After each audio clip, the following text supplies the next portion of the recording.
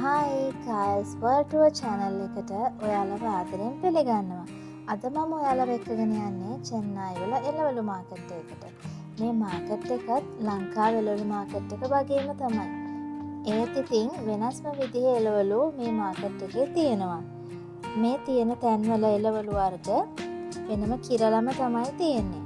අපිට ඒවා ඕන විදිහට තෝරලා ගන්න නම් අමාරුයි.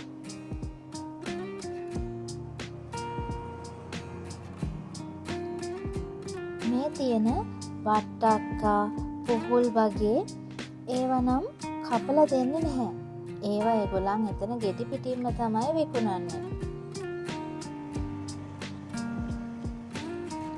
මේ තියෙන වෙස්මූන් නම් ඉන්දියාවේ ගොඩාක් කඩවල එල්ලලා තියෙනවා. එයාලා නම් කියන්නේ ඇස් වහා යන්න එල්ලනේව කියලා.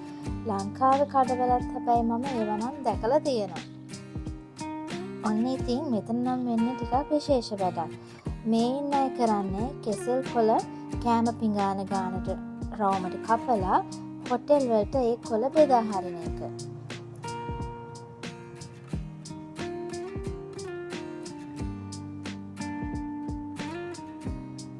මේ තියෙන්නේ පොල්. බලන්නකො මේකේ ගාන කීයද කියලා. මේ තියෙන පළතුරු වර්ග නම් සමහරක් ඒවා මම ලංකාවේ දැකලා නැහැ. ටිකක් වෙනස්ම විදිහේ පළතුරු තියෙනවා මෙතන. ඒ ළඟම පොඩි සිල්වර් කඩේකුත් තිබුණා. ඉන්දියාවේ නම් මේ වඩු ගොඩාක් ලාභයට ගන්න පුළුවන්.